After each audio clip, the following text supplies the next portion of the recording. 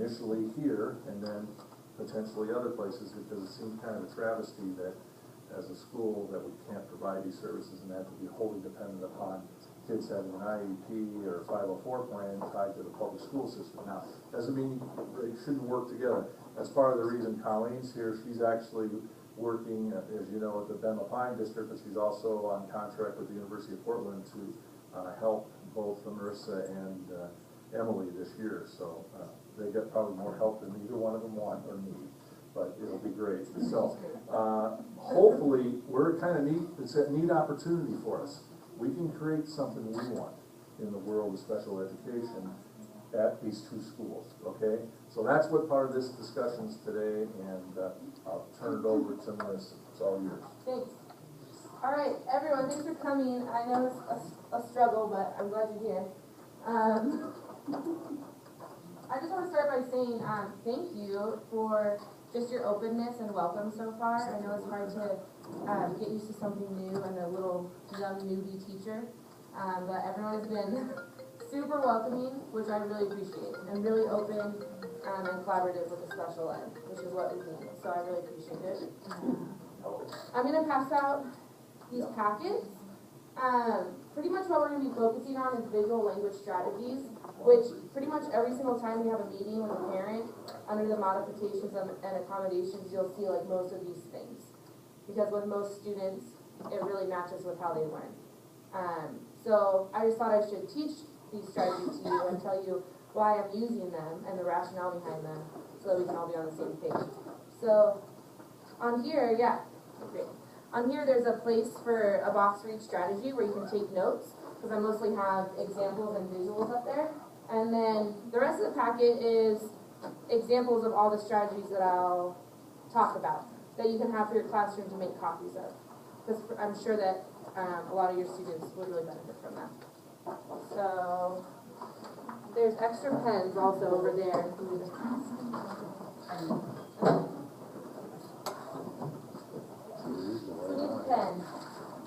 Any pencils?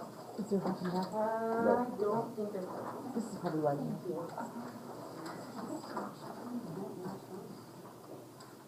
Anyone else need a pen? Okay.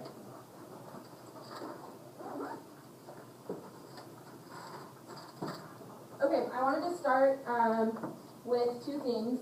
You're going to talk to people around you about these questions. One, I've been thinking about how powerful gratitude is, especially as a first-year teacher. So I thought it'd be nice if we thought about one thing we're grateful for from the week. You know, we try to do that all the time. Second thing is think about a question or challenge you have working with students with diverse or special needs. And then we'll try to address those questions. So go ahead and just talk to people near you about those two things.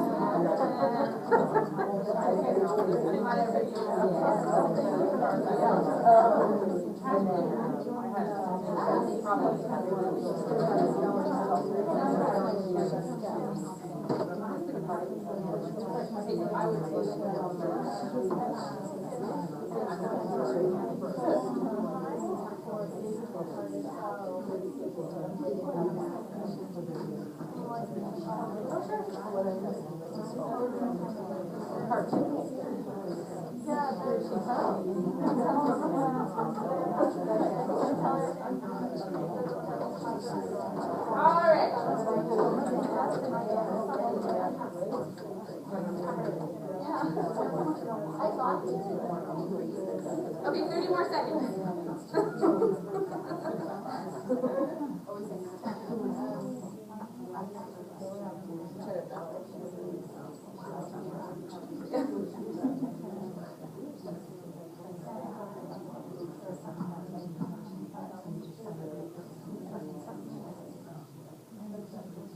All right. Would anyone be willing to share out their question or challenge they have with the whole group? question or challenge you have working with students with diverse or special needs? Okay, I have one. Okay. I have a student who will not respond to me, and granted, I'm teaching 4-year-olds, so, you know, we have to bear that in mind, but when I ask them a question, I just get a look. Mm-hmm. And you know, you're waiting for the response. Yep. But sometimes you have to wait quite a while, and you know, like, you know, how to deal with that, what to do, and an effective strategy, when the rest of the world, as soon as I'm trying to draw it out of him, stuff's flying, or whatever, you know what I mean, just keeping everybody else under control while you give that attention to Yeah. them. And that's something we see a lot, especially with younger grades, right? See that in Ms. Dolan's kindergarten class all the time. And one of the strategies that I'll talk about, oral cartooning, I've been using with one of June's students who's really similar to that, and it's really effective because it gives them a picture in their head of what you're saying to them instead of using short directions. So that's one strategy that we'll talk about actually. Anyone else? Okay, that's fine. Okay, so I'm a teacher at University of Portland. They always make us do objectives, so that's what I did for this. Instead of SWOBOT, student will be able to, teacher will be able to. Okay, so I hope by the end of this that you'll be able to explain what visual language strategies are and understand how to use them, so when and how to use them, and then that you'll be able to have time to practice using them with each other, so we can make sure I address questions before you go.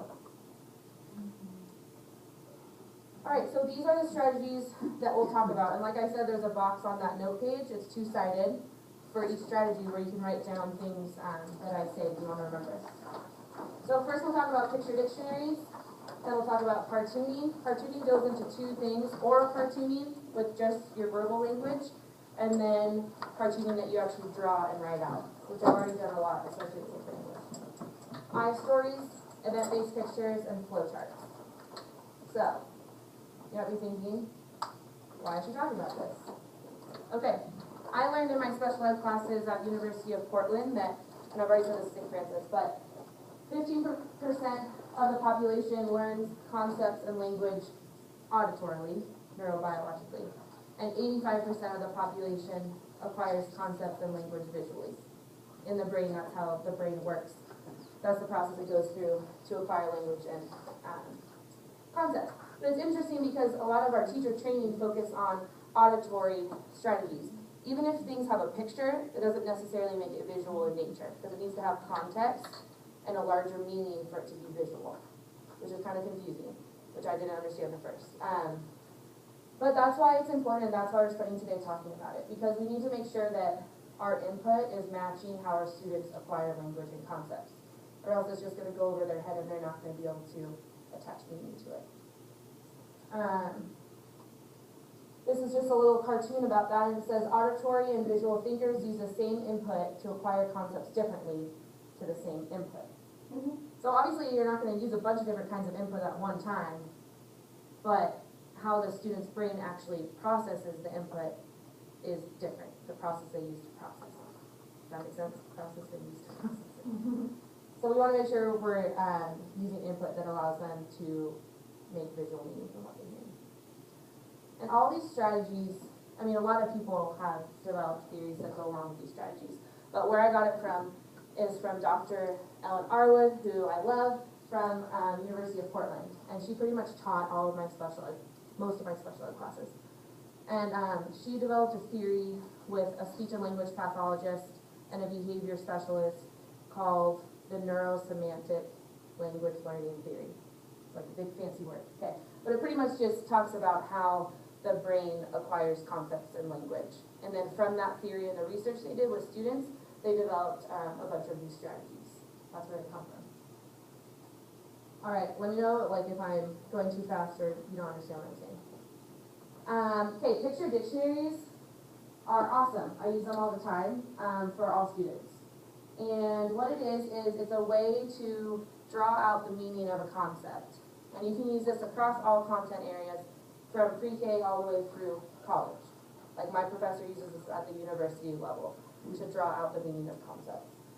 And what you do is you write the word, this one is a great example. You write the word, and then if you want, you can bubble it. And the reason why you bubble it is because it gives the word a shape. So most of our students don't learn words always by sounding them out. Their brain remembers the shape that the letters make. So everything's important, but this is one really awesome way to give them visual input for the spelling of a word and what a word looks like. And then you ask them to make a picture in their head of what the word means, and then they draw the picture in the box.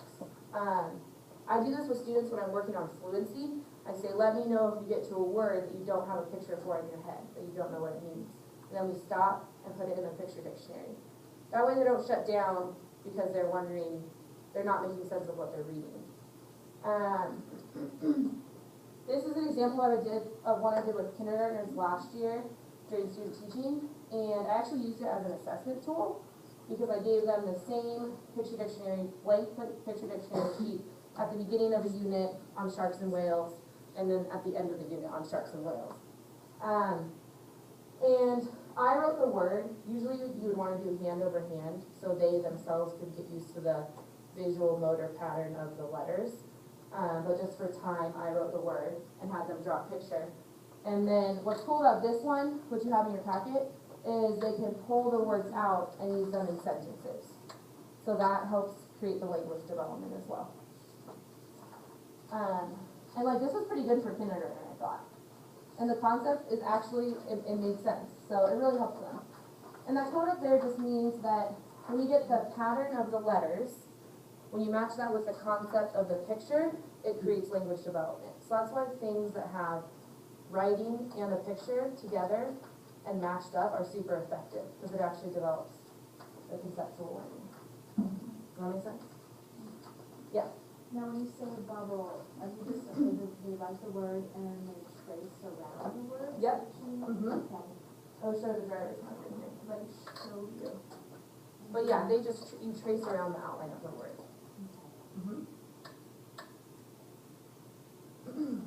It's just a closer up. Yeah. Glue words over here are like the words that they would need in a sentence that they necessarily wouldn't draw a whole picture for. Blue words. Glue words. Yeah. And that's the little kindergarten one. Okay, cartooning. We'll start with the kind of cartooning that is drawn and written. Cartooning I've used a lot for students for their schedules, cartooning out their schedules, and for task completion. So drawing out the different steps that lead to the overall goal of what they need to accomplish. But you can also use cartooning for academics. Like when I was teaching a language arts unit on reading comprehension strategies, I used it for sequencing main events of a story. Or you can use it a lot in science, like for life cycles. Or even math, higher level, you can use it for steps to get to a theorem or prove a theorem. So you can use it really across all content areas and for behavior. The idea behind cartooning is that instead of just giving someone auditory input, it actually shows them as a stick figure completing a task. So they can actually visually see what is expected of them. And something I do is I have them cross out each frame as they complete it. So then they can see what they have left, which is really good for kids who shut down.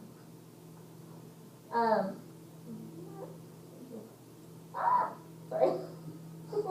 Okay, a lot of our students really struggle with the concept of bringing the materials they need home, doing their homework, and then actually turning it in. And that's because a lot of them struggle with the concept of time. So this is one that someone at Dr. Arwood's clinic did for a student. They drew out the whole process of getting the homework all the way to turning it in. And usually you would have writing underneath each frame to match the picture, which also builds that language development that we were talking about. And so it's kind of confusing at first, and I thought it was crazy at first, but now I use it like every single day. The thought bubble right here, if you notice, they're thinking about what the next step is. So the thought bubble always needs to be a picture of what's coming next. Usually I use 3 thought bubbles in every single frame, because it's what they're thinking about now, what they're doing now, and what's coming next. Which also really helps students with things like transitions, like students on the autism spectrum. Cartooning is super helpful. this is just a little part of a student's morning routine from the time they wake up, from the time they get to school. So that's also a big struggle for people. And I drew that out for a student at St. Francis, actually. Not as good as this, because drawing's a struggle for me. But if you notice, she's doing, in these thought bubbles, she's doing, sorry, in these thought bubbles, it shows what she's going to do next. Does cartooning make sense to people? And I can like work with you on how to actually draw the stick figures. It was a struggle for me at first, but something to remind the student so they don't make fun of your drawings is this is not artwork, it's just a sketch of my thinking. I do that with the picture dictionaries too, because I don't want them to get wrapped up in the picture looking perfect. I just say this is just a sketch of your thinking, of what your brain is thinking. We're not spending time on artwork. Oral cartooning is this one right here. And oral cartooning is using really rich visual language that gives a student a picture in their head of what they're being told, which Sarah, for what you were explaining, would be really helpful, and I do that with a student in pre-K here. So I'll do an example. It sounds weird, but it's really effective. I'm going to use Emily. Okay, so if Emily was constantly blurting out, which a lot of our kids do, right, and did not understand the concept of raising your hand, when you just say, stop and raise your hand before you talk, and the kids are like, what? I'm going to keep blurting out.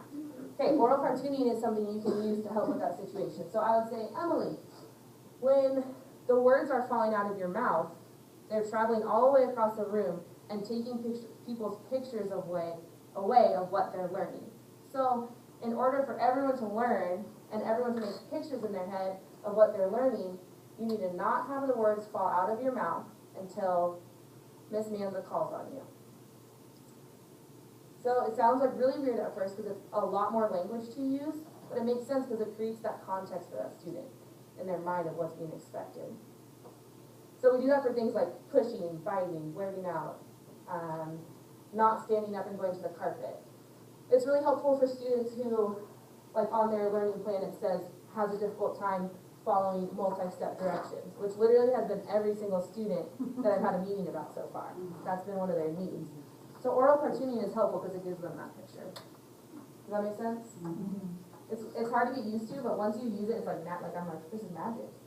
Like this kid actually just sat down at church and started running around the pews. Miracle. So it's really helpful. Okay. I-stories. I-stories are a way to work on writing and language development. The idea, and you can use it, again, you can use pretty much all of these for behavior or academics. So this lower example is an I-story that the teacher was using to talk about weather. So she would call everyone to the carpet, and I'm actually going to show you a video after I talk about the strategies of a teacher using these, which will be very helpful. So you would call everyone to the carpet, and then as you're talking about the concept that you're teaching, you're drawing on the chart paper this picture, and you're just telling a story about it. It's a way to create context, once again, for whatever you're talking about. Up here is one that I did with a student last year during my special ed practicum, and I just had him draw a story of something that he's done with his family, and I love that picture on the bottom. He drew a picture of the time he was in Hawaii, that's where he's from, with his family. And what you do, you can see what he did was this first step is drawing, because it's always just getting the thinking out onto the paper. So he drew a story, then he labeled the parts. The reason why we have them labeled is because all these labels come together to form complete sentences. So they come together to form the parts of the complete sentences with glue words, like the whole article. So after they label, then they use their labels to write sentences. We parked at the beach and I was playing on the rock. He named Koa, he named the rock. But when I used I-stories, these were the best sentences that I got out of him because he could visually see the parts of his sentence that he needed. So that's just one that he made up. And then, like I said, this one is for an actual academic concept about weather. So like my friend, who also got an endorsement with me, did one about force and motion. And she drew an I-story about her walking her dog and the wind coming and pushing her. So you can really use it for any concept. Does that make sense?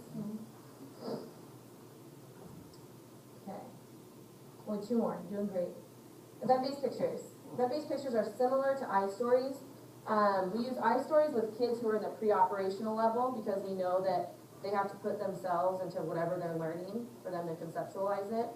That's why they always like relate everything to themselves. Event-based pictures are good for like second and third and above. Hold on a second. When students are more in the concrete level of thinking, when they can think outside of themselves. So event-based pictures, and I have an event-based picture kit if you ever want to use it. I'm a nerd and ask for all this stuff for Christmas. So I have all these tools. So with the event-based picture, you would put it, the picture like this one, in a page protector and give it to the student with a dry erase marker. Then you would have them label all the parts.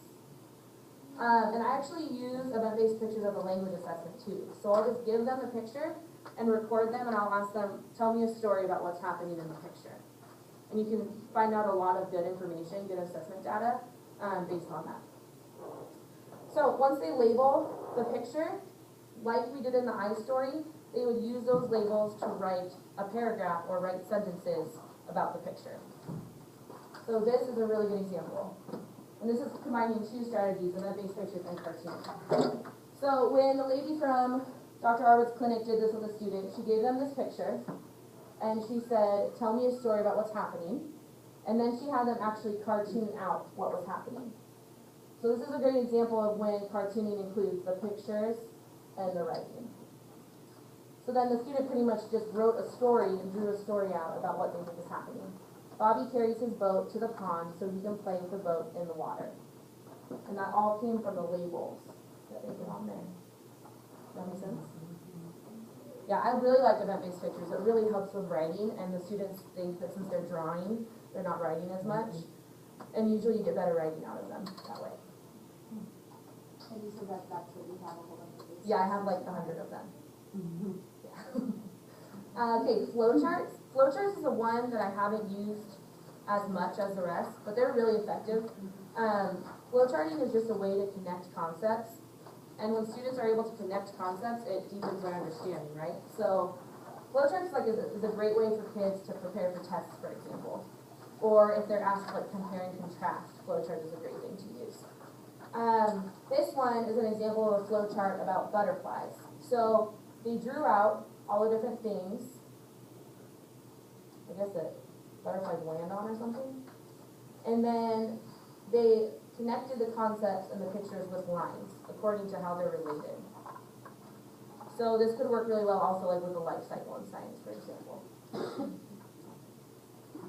Flowcharting can also be used for behavior. So it's really good for the younger students to draw out their schedule horizontally, because that's how they move through space, so that's how they recognize it when they see it. And this teacher drew out the schedule and then drew lines to show how time functions in their daily schedule. And these things take a while to get used to, and sometimes they take a while to put in place, but once they are in place, you'll see lots of benefits. Which is so funny with the morning schedule, because don't they always have it in the charts? Yes, and And that's it's what I always the learned. wrong way, right? Yeah, so all the schedules come vertically. But I learned that at least according to brain research, they should be horizontal, which actually makes sense if you think about it, because that's how they move through the day, so they can see I'm going from this to this. Yeah. Does flowcharting make sense? Okay. So what I want you to do is think for a minute about the strategies that we talked about. So picture dictionaries, cartooning, event-based pictures, iStories, and flowcharting. And I want you to think about what strategy or strategies you could see yourself actually using in your classroom and with your content area. And then we'll share out.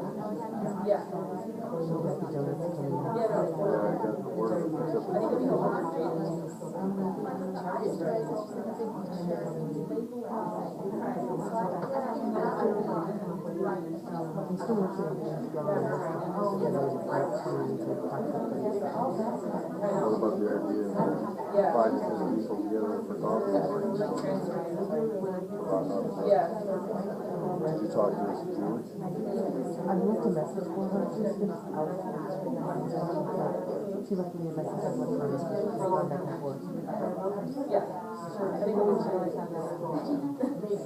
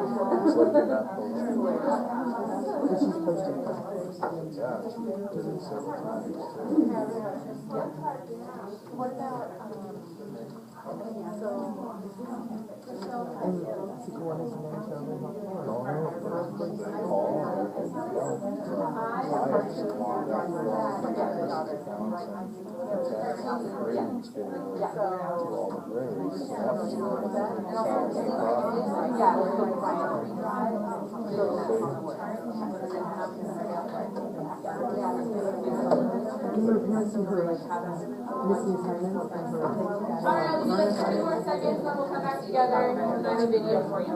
Look at each other.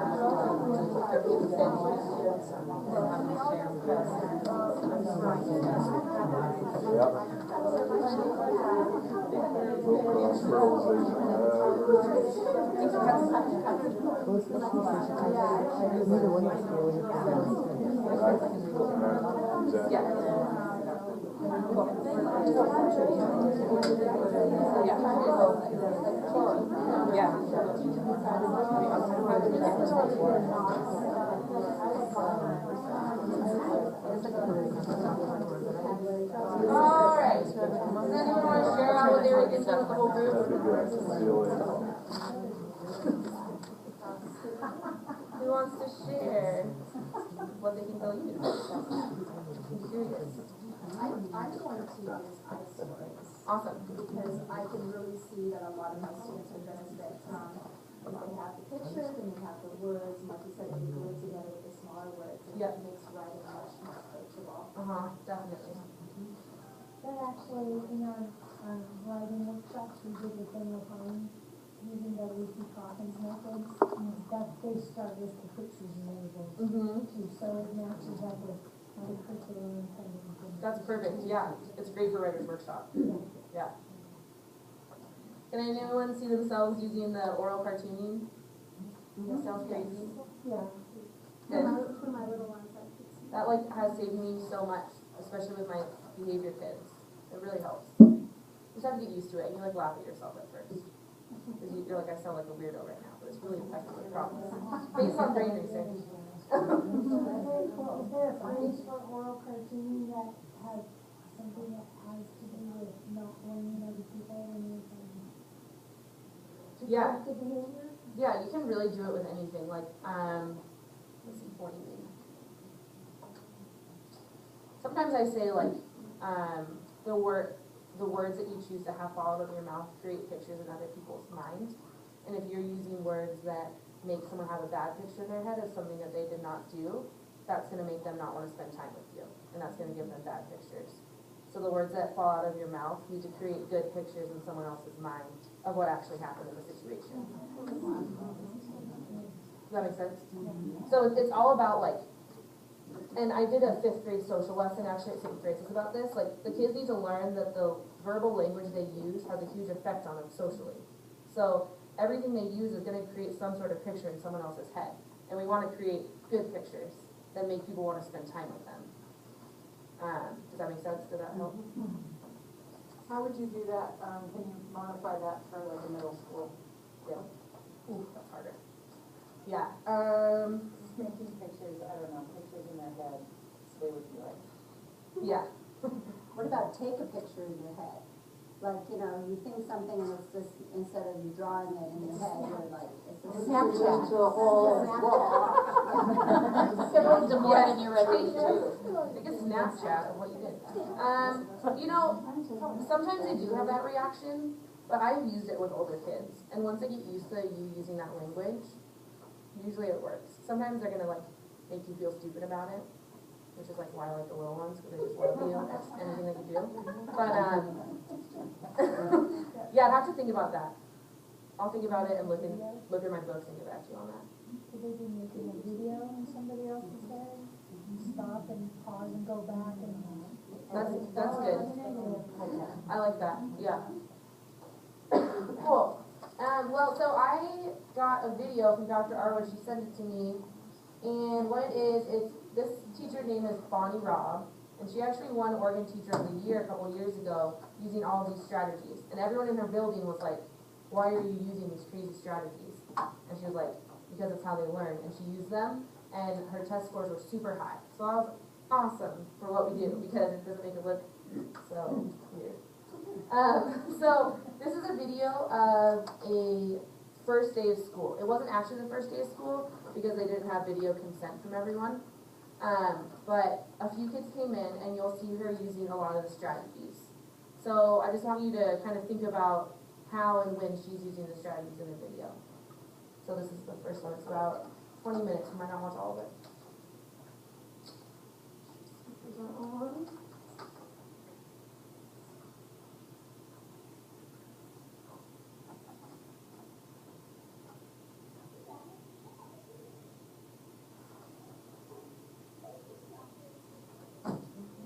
So I can turn it up. Oh.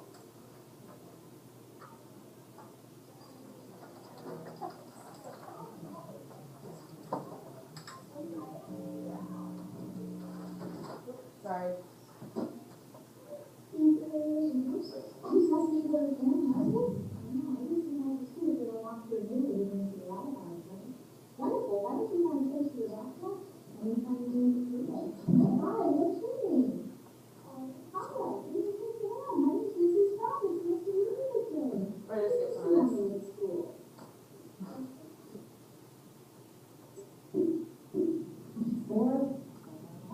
she's gonna do cartooning here. Perfectly, good job. Okay, well, the very first thing that we're going to do today is we're going to walk to the carpet to hear a story. I just want to make sure that everybody in the room has laid the carpet safely and respectfully. So I'm gonna draw a picture of how you're supposed to look when you walk to the carpet. Now, the very first thing you have to do is you're in your chair, right? Yeah? Okay, so the very first thing we have is you are in your chair, and you're going to think about what to do next. So when you're in your chair, and you're thinking about going to the carpet, the very first thing you have to think about is getting out of your chair. And getting out of your chair very carefully so it doesn't bump into you or slide too fast or hurt anybody, because that's not safe. The very first thing you think about is standing up from the table. So the picture she's drawing in that thought bubble is gonna be the main picture of the next scene. The next action of the And video. then once you're standing up with your chair out, then you think about what you're going to do with your chair out. Are you going to leave our chairs out, or if you think there's stumble on them, or trip on the legs? No, it's not safe. So we have to make sure that as soon as we carefully stand up, we have to push our chairs back in so nobody will stand on or fall down. Okay, so this time we'll be thinking about how we're going to push the chair in. Change the space. Alright, so this time we're thinking about how we're going to push our chair back into the table. And we're going to find your chair and push your chair in. Good. And once your chair is always doing, you're going to be thinking about how you're going to walk to the carpet. And when you walk to the carpet, you don't want to run, because what can happen if you run? If you ran, you could bump somebody, or slip, or trip on something, and I want you to be safe at school. So we're going to walk very politely to the carpet, and then find a place to sit down. Okay? So this person now that he's walking very safely is thinking about where am I going to sit on the carpet? What am I going to look like when I sit down on the carpet? He's thinking of a really safe way to sit with his legs crossed, hands in his lap, and ready to listen and learn. Last picture is where I want you to look up on the carpet. So here's the carpet, and this person is going to be sitting down. This person on the carpet, listening, getting their brains ready to think. Because when you're on the carpet, you should always be thinking about something. And making a picture in your head of what the teacher said. Okay. So who thinks that they could show me how to walk safer to the carpet? Who thinks I have a picture? Look at the picture in my brain. Look at that fabulous. Why don't you choose one person start to show us how to go to the carpet really safely? Teresa, will you show me how to walk to the carpet? Push it on the chair and walk to the carpet very safely?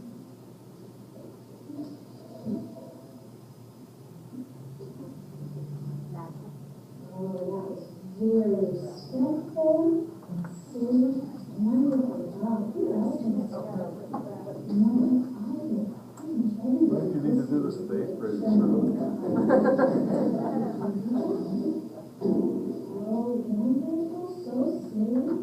Finding a good spot where we can learn. Next thing she's gonna do is an eye story. She's gonna show how to do an eye story with her. To show me how to walk to the carpet. All the chairs are being pushed down. Everybody sit on the carpet. Wonderful job. Thank you. Oh, there's a else. I have a story I'll tell you later. I don't know something. Lisa, you got this wonderful thing to school. I see that thing now. You know what, Lisa? How did you do that to me? How did it somewhere safe? Because I'm afraid that it could cut anything. Or it will use it on my face and put it to it. Instead of like a picture, and then we'll take the ideas about the picture right now. Okay, so I'm just going to put this in and I'll give it to you later. Alright? Oh, hey, well, let me tell you a story about when I was little. When I was little, my mom used to make strawberry jelly. She made it at our house. In order to make strawberry she got a whole big bowl of strawberries, and right next to the big bowl of strawberries, she had a big bowl of sugar. And I used to sit at the counter, and I used to take the strawberries. And I took the strawberries, and I dipped them in the sugar, and I ate it. And they were so good. And my mom knows I love strawberries. I love them. I like eating them all the time, whenever I can get them. So this summer, when you were in school and you were doing things with your moms and your dads and your brothers and sisters, my mom brought me some strawberry plants because she knows I love strawberries. And she brought me these strawberry plants because I have a big yard. So I could plant the strawberry plants in my yard and use strawberries whenever I wanted in the summer. So I wanted to show you what I do with my strawberry plants. Okay. I actually have a little space. It's not in my yard. I actually have a little stone step. And I have these pots where I planted these strawberry plants. And I have 3 really big pots, not little pots. These are big pots. Oh, I don't have space, so I'll make this one a little bit bigger. Okay? And after my mom brought me the strawberry plants, I'm going to plant them in the pot. And I have to draw strawberry plants. And I'm not really good at drawing strawberry plants, but they kind of look like that. And then have these little roots coming down, there's dirt coming off the roots. And there's dirt inside these pots. And I'm going to put the plant. What else is it? Good. And I'm going to be thinking about how I'm going to have my hair. And I'm going to be thinking about how I love to eat strawberries. So I am so glad that my mom gave me strawberry plants that I could plant in my yard so I could eat strawberries all summer without having to go to the store. Okay? And so this summer, I've got a house behind ours. And the house is right next to my stone step, and then there's some windows. I was planting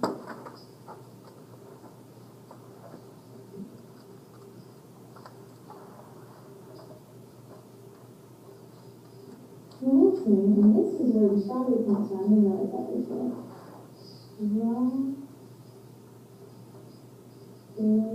Oh, Charlie, you step all the way so we can really concentrate. Strawberry plants. And I was really over with this part. In these big pots. And the pots are kind of in my yard. So this big place where I always call my yard. I'm going to put that right over here. Okay, now I might have right here, because this is Mrs. Brown. Okay, so here's my story. You need my pointer out, point to my story. Alright, watch with your eyes where I point, okay? I'm going to tell you the story.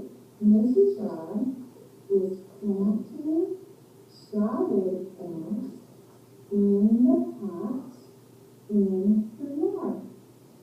Oh, I just said some words that aren't in the story. Can somebody show me where's that and tell me some words that maybe I didn't in the story? And maybe show me some words I didn't in the story for you? And, oh my goodness, that is a really important word. And I forgot to put my story. So I'm going to put some important words up here so you can see them. And I see a great place to put the word in right here. In. Right by that arrow, it's going in. Okay. Now I also know that we forgot the word her, because it's my yard, right? Her. So I need to have a girl right there. And I know that it's something that's for her. It's her house or her yard plan. So just put some big. I can say big. I'm going to put big right here by my big box. Okay. Well, there's my story. But now I'm asking Michael a question. Michael, who is the person in my story? Who? This is Rob. And Olive, where am I? I'm at home. I'm in my yard, at my house. That's right. Perfect. And let me put this down. I'm going to ask Teresa, what am I doing in the story? I'm planting one of my pumpkin. Strawberry plants. That's right. I'm planting strawberry plants in big pots in my yard. That's right. Okay, I'm gonna ask Emily, can you come up and find an idea that says Mrs. Rod? Can you find an idea? Mrs. Rod, wonderful, and that's the who. Now, let's see, Tyler, can you come up with an idea for planting? Do you remember I put the idea for planting, what I was doing with my hands? What I was doing? He's looking for us. What is that? That's a planting, that's what this. Yeah, good job. Yeah, so now she's having to help her use those labels to write sentences. I need a little picture of what planting looks like. So I'm going to make that pot up here. I'm going to make me with my plants dipping in the dirt. And then planting. And Paula, did you tell me where I was planting it? Strawberries, that's right. Strawberry plants. I like strawberries too. Strawberry. Okay, so after this, after she finishes, Picture? she has them do their own eye stories. We'll watch that first.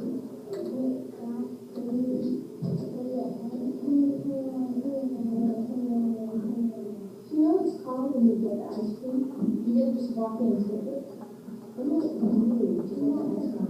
Oh, so you and your mom, you bought some ice cream.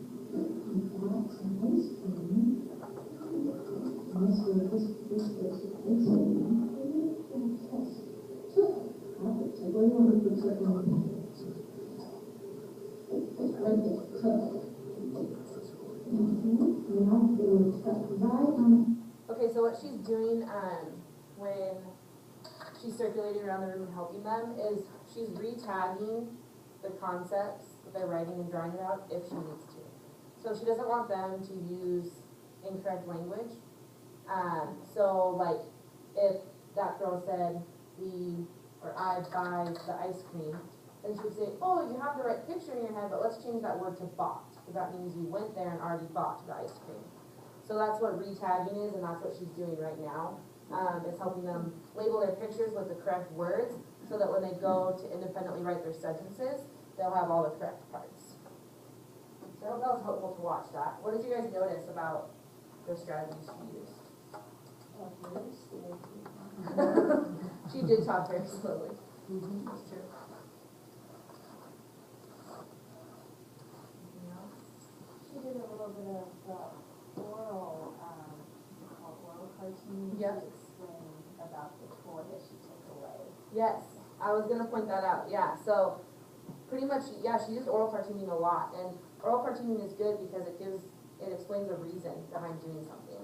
So instead of just saying like, give that to me right now, you're hopefully gonna have a better chance of actually extinguishing the behavior because you're telling them the reason why you're doing what you're doing.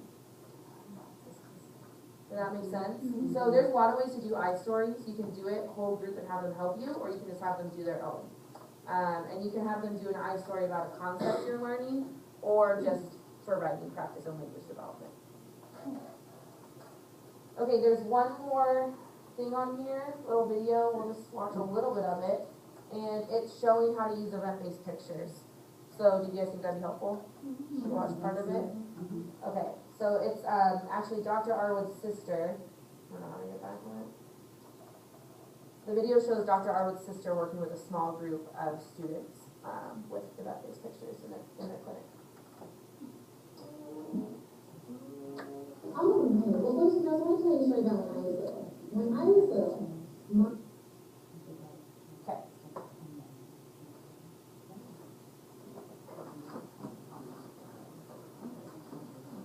before we get started, I need to find out some information that you're telling us, okay? So I'm going to ask you each question about how you talk when you're at home.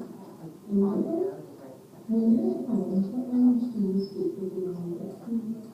I couldn't see what you said. I could hear English, all right. Good, what about you? What languages? Vietnamese? So all these strategies are really effective with ELL students as well. Spanish, okay. Ah. Russian at home, wow, okay, and Emily?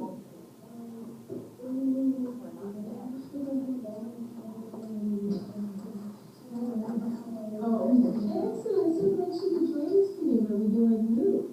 So you have Spanish and you also have Vietnamese, is that correct? Okay. At my house, I speak only English, but sometimes my husband speaks Farsi. Farsi is a language from the Middle East, so we get different languages in my house too. Okay, before we get started, because we need to be on the story here, I'm going to have to make some decisions here about what we see in this picture. So what I'm noticing here, can each one of you see that pretty well, if I kind of move it around, and then eventually I'm going to stop the picture back in the middle here, okay? And when each of you see it a little bit, we can talk about it. But we gotta decide what's going on in this picture before we can write about it, and I'm not exactly sure what I'm seeing here, I'm gonna need some help. So, looks like Emily's got an idea. Emily, tell me something that you see in this picture.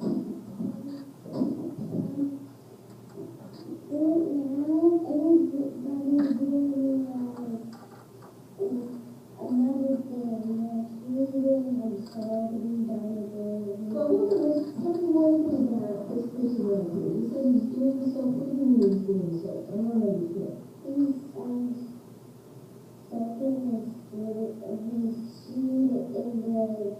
He's soaking his shoe in the bucket. Oh, he's got his foot in the water. And you think that's a good idea to put your foot in the water? He's putting his foot in the bucket. So we've got this whole idea about this little boy getting his foot wet in the bucket. Okay. Ala, you tell me something that you see. They're washing the car. I'm wondering why they're having to wash the car. What happened? The car got dirty. Can you think of a place where a car might go where it gets dirty? At the car wash, that's where they clean the dirt off of the car. Where was the car before it got all dirty? At home somehow? Lisa, tell me something that you see happening in the picture. There's a lot that you touched the rain and colors. It's really all over the room. Yeah. So she's putting water on the car? How come the water's on the room? I don't even see it. Maybe. Well, let's see what Teresa has to say about it. Okay, Teresa? What do you think happened? How did that water end up on the room?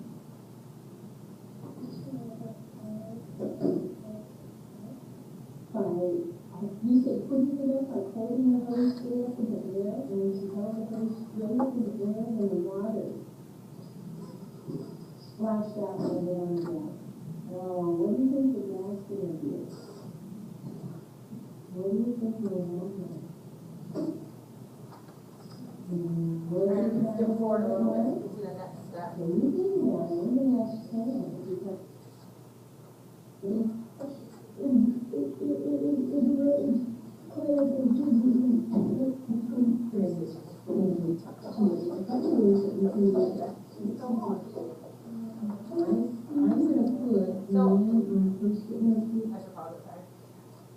when I do it, sometimes I make copies of the picture and give each student their own.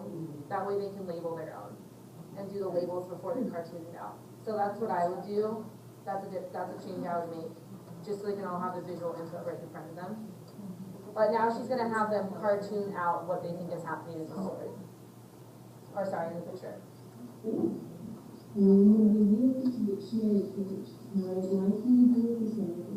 Is it likely to copy in into one of these squares? Like here.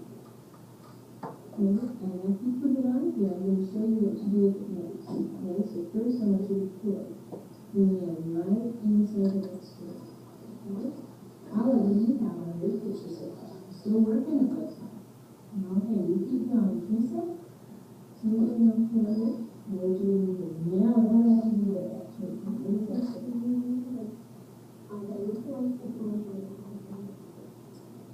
Are you going to take it on the calculator again? 16 or you just went through? They just went through, okay. So, if you're ready to wash the car, what are we going to do first?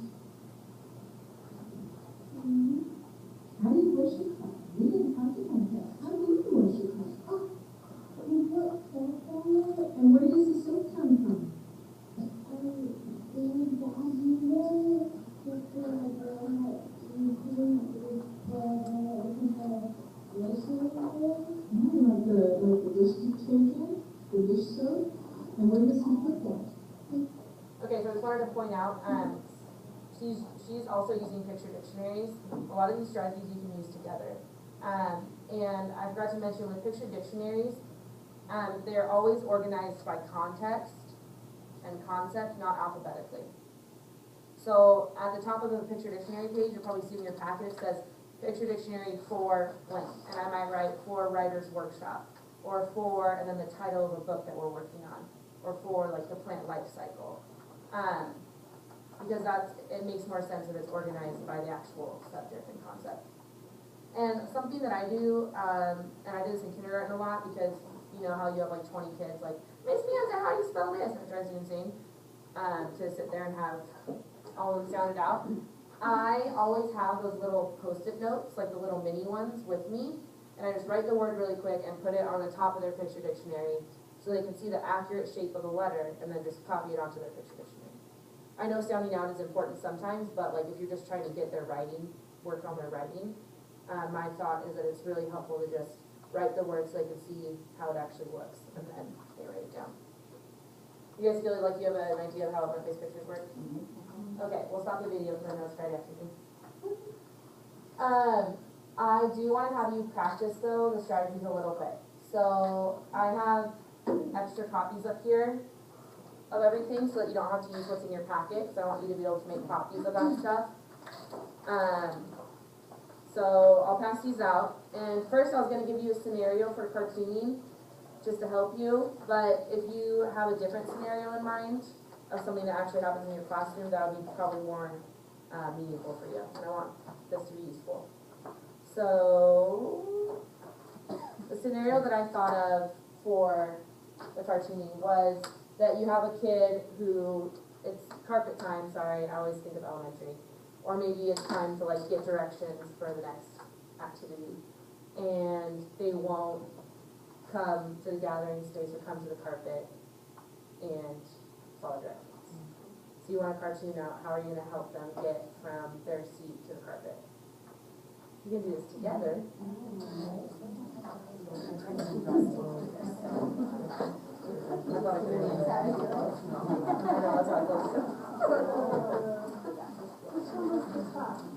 Oh, sorry, one more thing. Elaine brought up a good point. Sometimes drawing right then at the time is really time consuming, and it also stresses me out because I'm terrible at drawing. You'll see when I give your kids stuff. But so sometimes what I do is I draw things in pencil ahead of time, like for iStories or cartooning, and then I go over it in Sharpie or marker in front of the kids, because it is more effective to do real-time drawing in front of them, so they can see the concepts being formed. But if it stresses you out, like it does for me, I draw it in pencil ahead of time, like on the weekend or something, or after school, and then go over it with marker with them. So I'll walk around if you have questions. Okay. I'll also put one of the cartoons up so you can see how their stick figures look.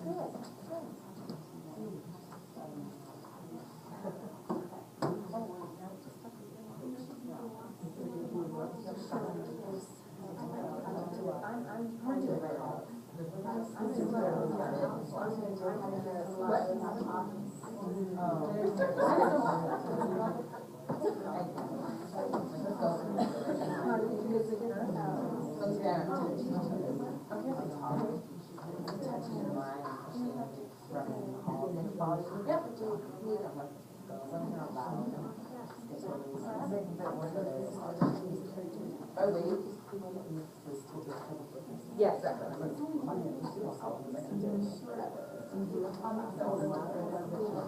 Okay. Yeah, feel free to draw about an issue you're having right now if you want to do that. Oh yeah, my students say. No, I support you. Way better at drawing people in chairs. Oh yeah, that's the struggle. I know, they hold that. Josh was like, my legs are as long as my body. I didn't have a picture of it. Yeah, about that. Oh, I got a report all about it.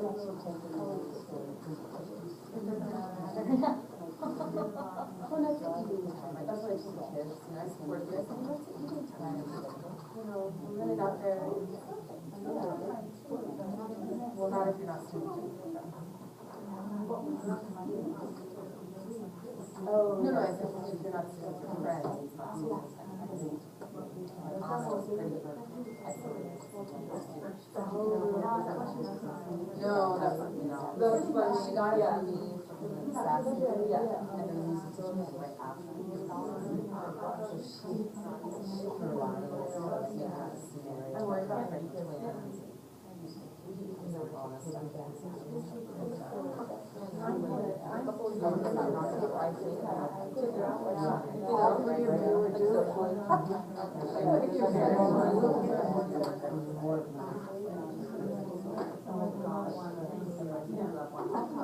Yeah, that's a good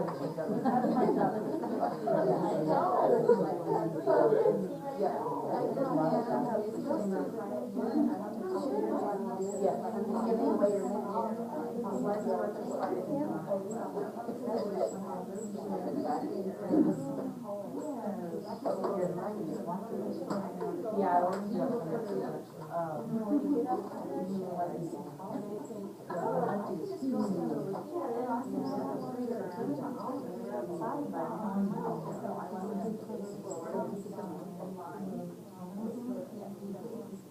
yeah, we come in all the residents who love it. There's no comparison to have them read once you get to a word. And it's a paragraph or something. Like, they want to show the My kids acted that way during the fire drill. I will send fire drill, I'm on it. Silence, silence, yeah, fire drill. They were walking to the light. Yeah,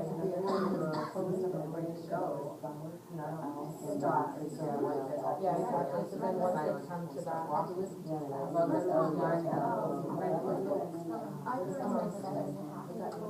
now that's too loud. Yeah, that's too big. Yeah, exactly.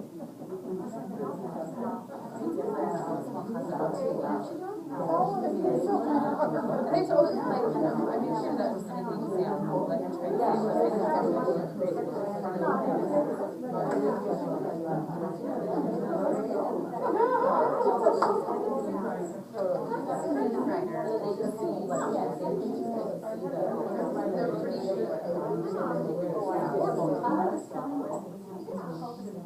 well, he'll cry if I correct him, and then he'll go right back to it. Yeah.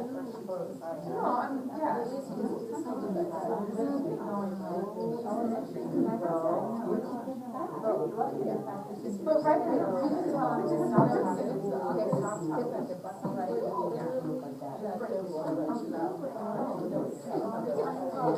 see, right? He just can't fight.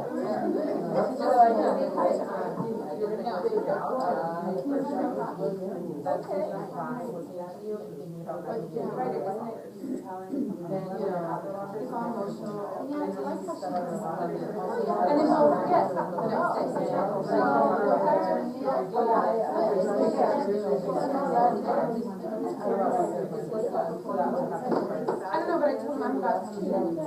She's sitting next to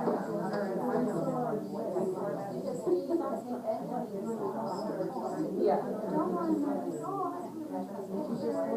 Yeah. So before we get up and go, what you're gonna have your locker. Yeah. Well, I don't know. I said this is, I'm not gonna work with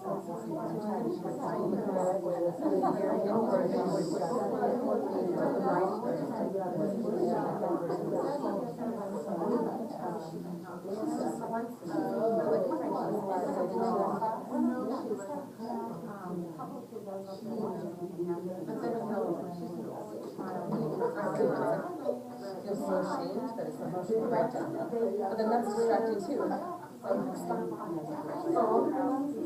No, but other than those two, if you can do this like whole group charts,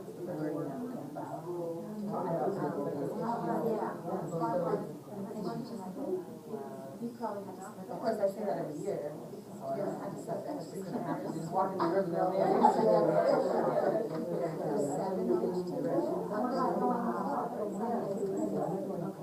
We're just working on all that.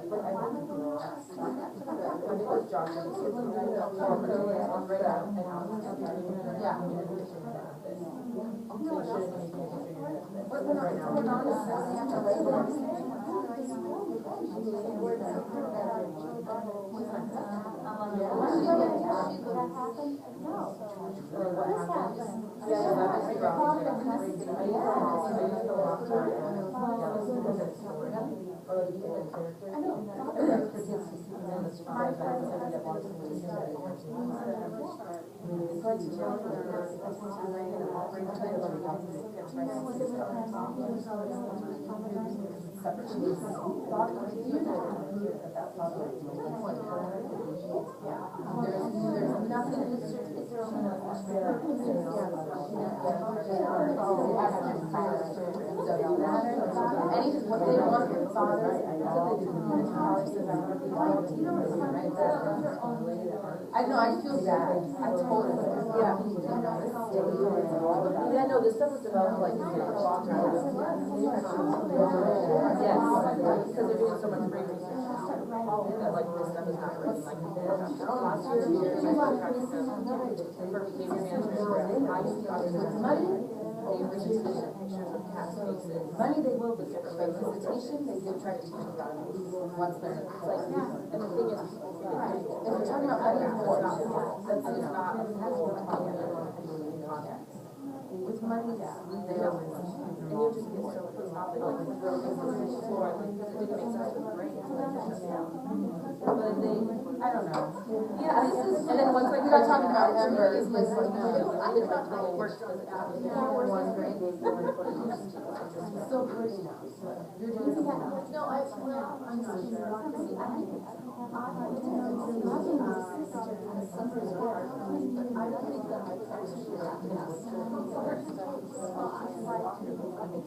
yeah, we can try to do that too, like, if they have choices, or like if you're having a behavior problem, you can write it, make fun of my son, cross out the I am, or like,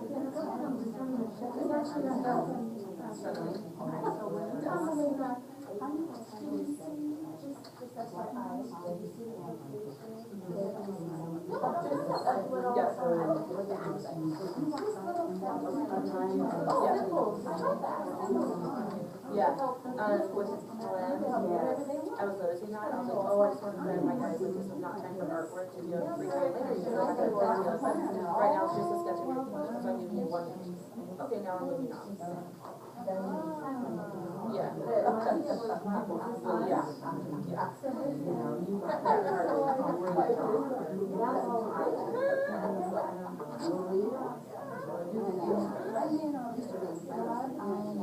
Lois and Oliver are so hard. They found out that yeah, we talked about that. I'm sorry to be teaching. I was like, how do you feel like you can experience? They love it. So I'm really doing it all day after. Could you push it? I just feel like it. That was a lovely teacher, but you didn't even know it. I know. And now look what it's got.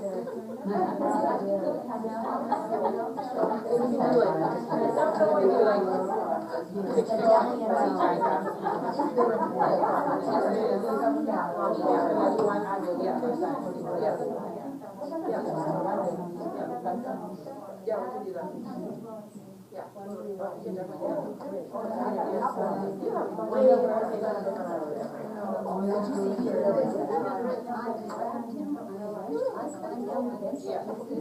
yeah, they're very quick.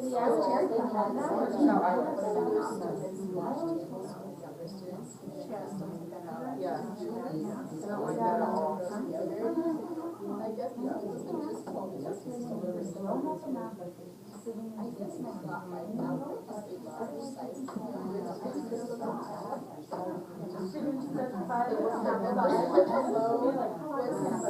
Yeah. Well, it's so frustrating when the kid just takes on later.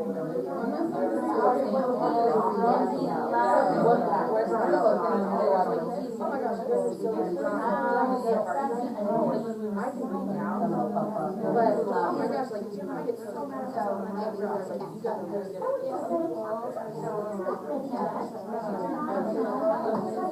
Yeah, so I try to always talk about straight.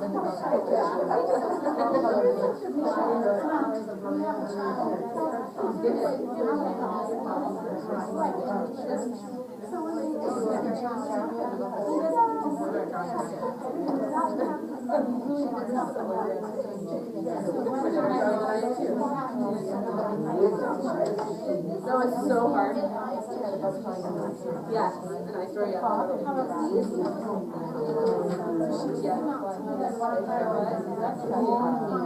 It took me both days, I have 6 grade. It took me 2 hours to draw it. It's just like, if you actually write things down, so many steps. He's separated. And the mom knows that. The mom knows that. Copies of, yeah, that's a good idea. Yeah, totally. All those books have so many ideas in them that I could see anything. No, seriously, yeah, that's a good idea. Yeah, for sure. Yeah.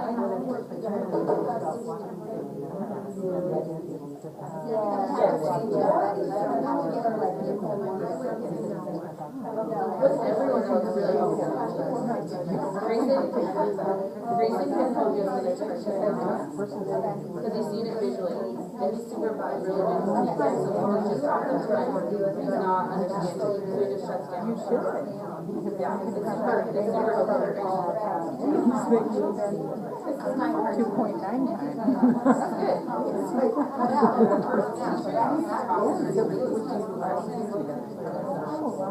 Okay, in about 1 more minute, we'll wrap it up. So,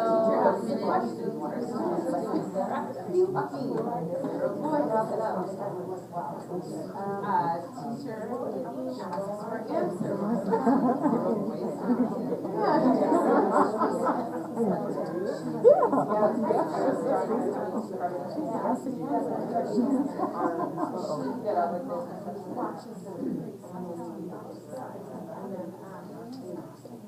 yeah, that's perfect. And then here would be have a drop.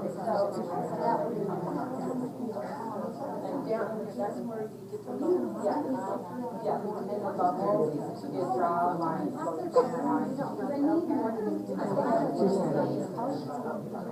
My thing is, I want them to learn about or don't someone might have had the right answer. Or the shot answer.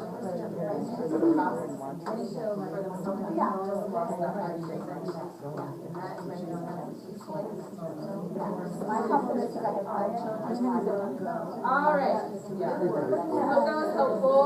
We're gonna wrap it up because I know everyone's tired. We probably want to go to happy hour. I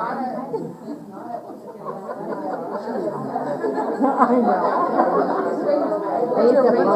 We're going to Ashley. Okay, so I hope that was helpful. I hope you guys learned something. Don't feel that way.